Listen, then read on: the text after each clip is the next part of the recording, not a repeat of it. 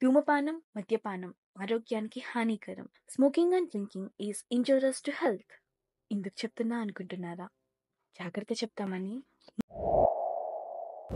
నేనెవరో నేనెవరో ఇ- నేను ఇక్కడేం చేస్తున్నాను? నేను ఎందుకు అజ్ఞానంతో ఉన్నాను? నన్ను ఎవరు చేతులతో విదిలిచ్చారు? నేను తీవ్రమైన కదలికలతో నలిగిపోతున్నాను. నేను ఎదతెగని గాయాలతో బాధపడుతున్నాను. నా ప్రశ్నలకి సమాధానం ఇచ్చే ఏదైనా శక్తి ఉందా? ఏదైనా దేవుడు కానీ ఉన్నాడా ఈ ప్రపంచంలో నా ప్రశ్నల సమాధానం ఇవ్వడానికి?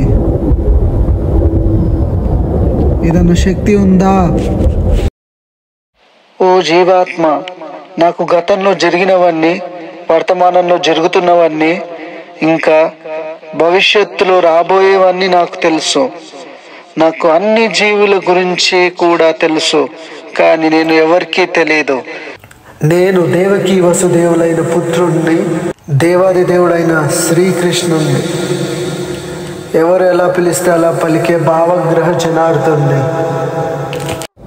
ఓ దేవాది దేవుడైన శ్రీకృష్ణుడా, నా అనుకూల స్థితితో నిన్ను చూడలేను, కానీ దయచేసి నా గతాన్ని, వర్తమానాన్ని మరియు భవిష్యత్తును చూపించండి.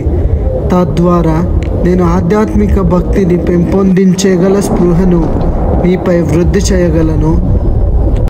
ఓ జీవాత్మ, నేను మరియు జీవులు అనగా మీరు లేని కాలం ఎప్పుడూ లేదు, లేదా భవిష్యత్తులో మీకు అంతమనేది లేదు. శ్రీకృష్ణుడు ఒక జీవి జనన మరణ చక్రాన్ని వెల్లడించాడు. జీవి యొక్క గత జీవితం. Down town, United states of America. గత జన్మలో నువ్వు ఒక ధనవంతుడివి, ఒక వ్యాపారవేత్తవి, కానీ అనుకోకుండా నువ్వు మరణించడం జరిగింది నీళ్ళల్లో పడి. అలా నీ జీవితాన్ని నీళ్ళల్లోనే వదిలేసావు.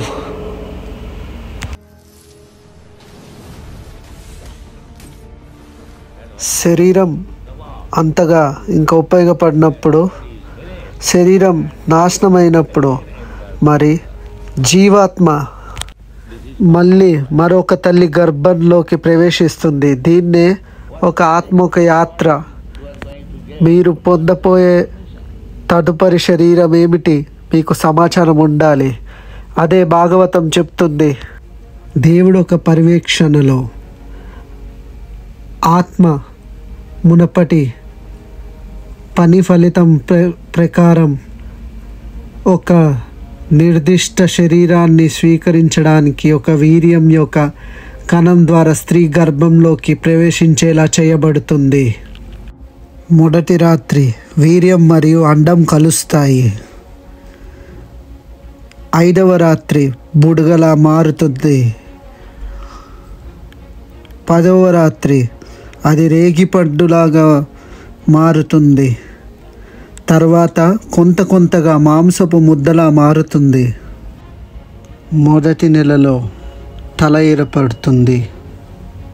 2వ నెలలో చేతులు మరియు కాళ్ళు అంగములు తయారవుతాయి. మరియు 3వ నెల గోర్లు మరియు వేళ్ళు, కాళ్ళు, ముఖరంధ్రాలు, చెవులు, కాలి పాదాలు, వెంట్రుకలు, ఎముకలు, చర్మం, నోరు మరియు జనేంద్రియాలు కనిపిస్తాయి. 4వ నెలలో 7 ముఖ్యమైన పదార్థాలు చైల్డ్, రక్తం, మాంసం, కొవ్వు, ఎముక, మాంసం, వీర్యం ఉనికిలోకి వస్తాయి. 5వ నెలలో జీవానికి ఆకలి, దాహం అనుభూతి చెందుతాయి. 6వ నెలలో పిండం కదలడం ప్రారంభమవుతుంది.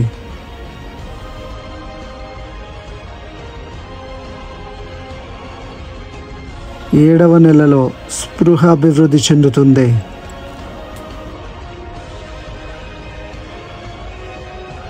తన కష్టాలు గురించి తెలుసుకుని ఒక చోట నిశ్చలంగా ఉండలేడు.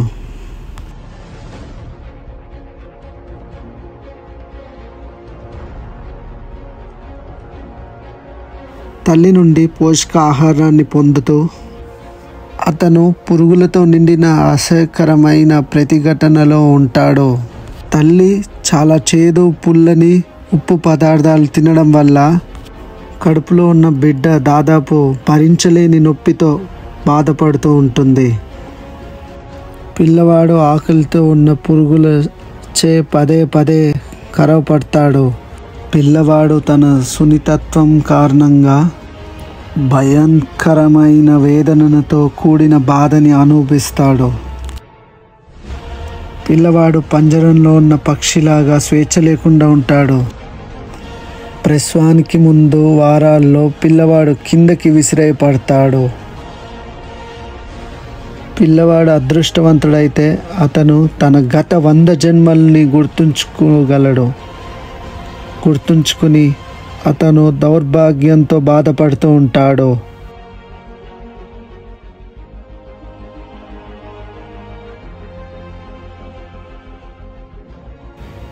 తల్లి కడుపు లోపల పిల్లవాడు పడుకుని ఉంటాడు. అతని వీపు మరియు మెడ విల్లు మరియు బాణంలాగా వంపుగా ఉంటాడు. భయంకరమైన పరిస్థితుల కారణంగా పిల్లవాడు విలపిస్తూ దేవుడిని ప్రార్థిస్తాడు. ఓ నా ప్రభువా, ఈ దౌర్భాగ్య ఆత్మని, ఈ నిర్బంధం నుండి నన్నెప్పుడు విడుదల చేస్తావు?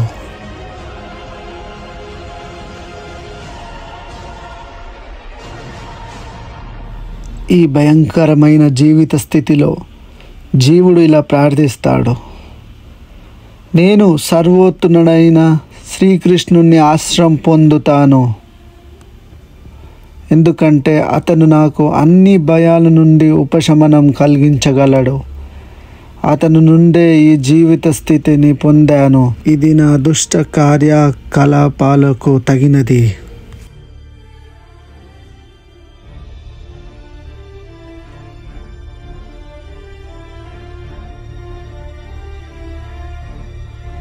నేను స్వచ్ఛమైన ఆత్మను. ఇప్పుడు కొత్త కార్యకలాపాలకు కట్టుబడి ఉంటాను. మాయ ఒక అమరిక ద్వారా నా తల్లి కడుపులో నేను పడుకుని ఉన్నాను. నేను అపరిమితమైన శ్రీకృష్ణుని ఆశ్రయం పొందుతాను. అతను పశ్చాత్తపడిన హృదయంలో గ్రహించబడ్డాడు. నేను ప్రాథమికంగా ఆధ్యాత్మికంగా ఉన్నప్పటికీ నా ఇంద్రియాలు దుర్వినియోగం అవుతుండనా నేను నా ప్రభువు నుండి విడిపోయాను. అతను తల్లి గర్భంలో రక్తం, మలం మరియు మూత్రాల మడుగులో పడిపోయాడు.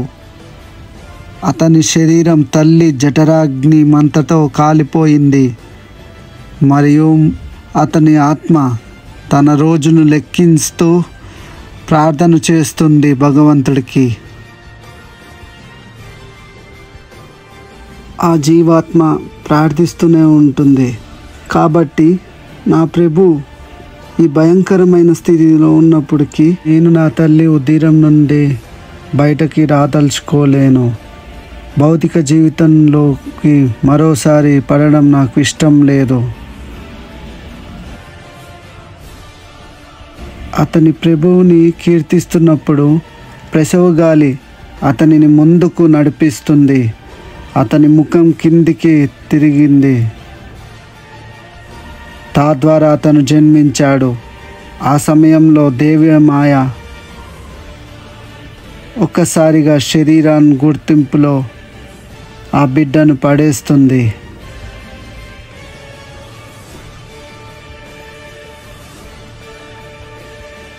జీవాత్మ భవిష్యత్తు జీవితం. తండ్రులు ఇలా ప్రార్థిస్తున్నారు: నా చిన్ని తండ్రి, నా ముద్దుల కొడుక, నీ కొత్త ఇంటికి, మన సంతోషకరమైన కుటుంబానికి నిన్ను స్వాగతించడానికి మేము ఆసక్తిగా ఎదురు చూస్తున్నాము. నువ్వే నా భవిష్యత్తు. నువ్వే మానవ జాతికి భవిష్యత్తు. కాబట్టి ఈ ప్రపంచానికి రా. సంతోషంగా, ఆరోగ్యంగా, తెలివిగా, ధైర్యంగా ఉండు. సృజనాత్మకంగా మరియు నాయకత్వ లక్షణాలతో ప్రేమగా ఉండు. రా. మేము నీకు శ్రావ్యమైన సంగీతాన్ని, ప్రాచీన సంప్రదాయాలు, వైద్య ధ్వనులను పాడుతాం. ఓ చిన్న తండ్రి, విను. స్వచ్ఛమైన ప్రయోజనకరమైన మంత్రాలు విను. ఇది నీకు ఎదగడానికి, నీకు మంచి ఆరోగ్యం, గొప్ప ఆలోచనలను తీసుకురావడానికి సహాయపడుతుంది. ఓ చిన్న తండ్రి, నీ రాక కోసం మేము ఎదురు చూస్తున్నాము. ఊపిరి, జ్ఞాపక శక్తి కోల్పోయి పిల్లవాడు మలమూత్రాలు, రక్తాలతో బయటకి వస్తాడు. Enjoy hospital. భయంకరమైన నొప్పులు. తన ఉన్నతమైన జ్ఞానం లేకుండా అతను మాయ యొక్క మంత్రముతో ఏడుస్తున్నాడు. ఇప్పుడు బిడ్డ తల్లి కడుపు నుండి బయటపడ్డాడు. అతని లేత చర్మం దోమలు మరియు ఇతర జీవులతో కుట్టబడుతూ బాధింపబడుతున్నాడు. అతన్ని ఎత్తుకునే వాళ్ళు కూడా అతన్ని అర్థం చేసుకోలేకపోతున్నారు. అతను ఎందుకు ఏడుస్తున్నాడని. అతను ఏదిచ్చినా తీసుకోలేని పరిస్థితి.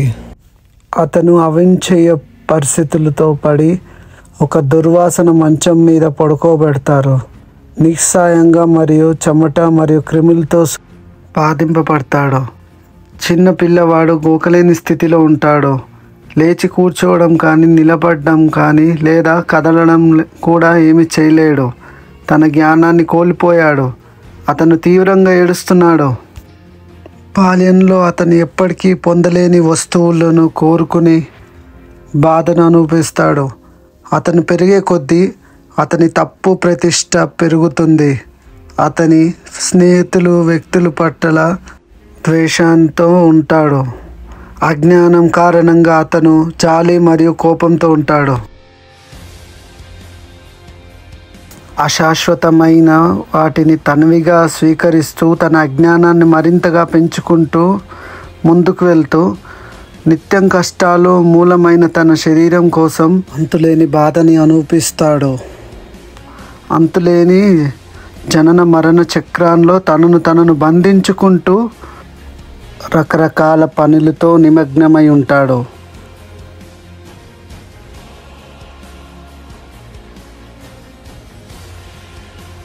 ఇంద్రియ తృప్తి కోసం నడిచే ఇంద్రియ మనుషులు గల వ్యక్తులచే ప్రభావితమై అతను పాపాత్ముడవుతాడు.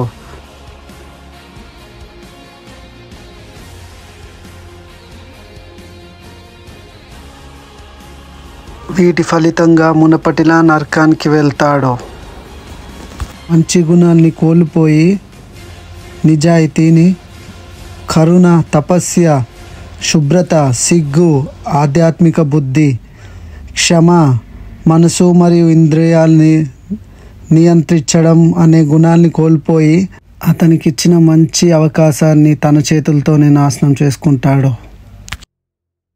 ఈ విధంగా జీవి తన కర్మఫలం అనుసారంగా ఒక అనుకూలమైన శరీరం మరియు మనసు, ఇంద్రియాల్ని పొందుతాడు. శ్రీమద్ భాగవతం. ఈ విధంగా ఇలా ఆత్మ ప్రకృతి యొక్క 3 గుణాలు సత్వ, రజస్, తమస్ ఆధారంగా శరీరాలు మారుతూ వస్తుంది. దేవుడు మనకు స్వేచ్ఛనిచ్చాడు.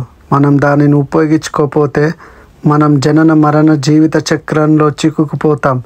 కాబట్టి మనం ఈ అవకాశాన్ని ఉపయోగించుకుంటే, పరమాత్ముడితో మనకున్న సంబంధాన్ని తెలుసుకోగలిగితే అప్పుడు మాత్రమే మనం భగవంతుడి నివాసంలో శాశ్వతంగా సంతోషంగా ఉండగలము. కాబట్టి అంతిమంగా మరణిస్తూ జన్మించడమా లేదా అమరత్వంతో ఉండడం అనేది ఎంపిక మనదే. మీ